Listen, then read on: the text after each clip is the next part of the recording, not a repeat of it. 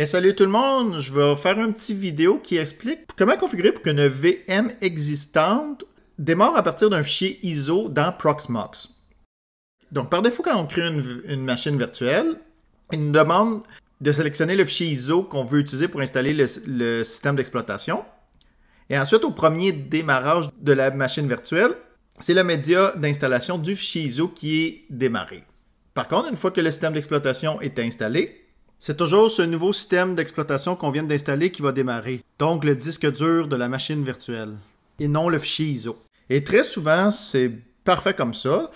Mais si par exemple, un jour, une de vos VM ne démarre plus puis que vous voulez utiliser un média de diagnostic, donc soit un live CD de Linux ou n'importe quel autre média que vous connaissez pour tenter de réparer un système brisé, il faut démarrer la machine virtuelle à partir du fichier ISO.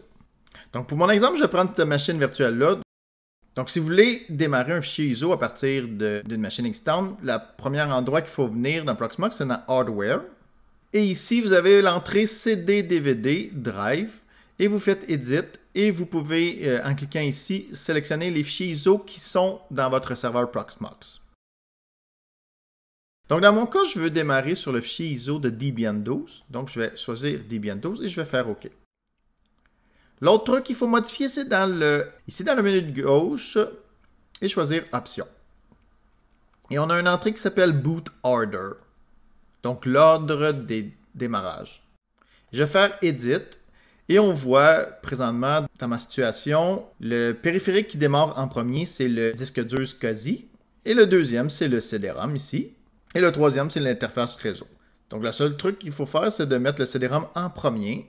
Donc, j'ai utilisé le drag and drop pour faire ça et j'ai fait OK. Donc, maintenant, la machine virtuelle va utiliser le CD-ROM comme premier périphérique de démarrage. Et on va le tester tout de suite. Je vais ouvrir le mode console et je vais démarrer la machine virtuelle. Et voilà, c'est le média d'installation de Debian 12 qui m'est proposé. Donc, je vais fermer ma machine virtuelle. C'était juste pour vous montrer ça.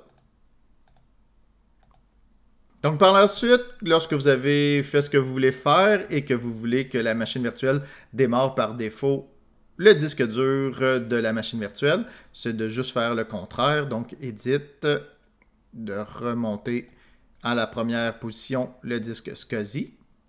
Là, je dis SCSI parce que ma machine virtuelle utilise la technologie SCSI comme disque dur, mais si vous avez choisi une autre technologie, par exemple SATA, IDE pour technologie de vos disques durs, c'est celui-là qu'il va falloir mettre en première position.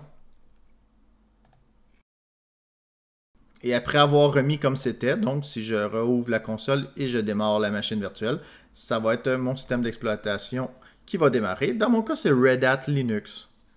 Donc, j'ai le menu GRUB de Red Hat Linux. Donc voilà ce petit tutoriel à propos de Proxmox. J'espère qu'il vous a été utile, j'espère que vous l'avez apprécié aussi.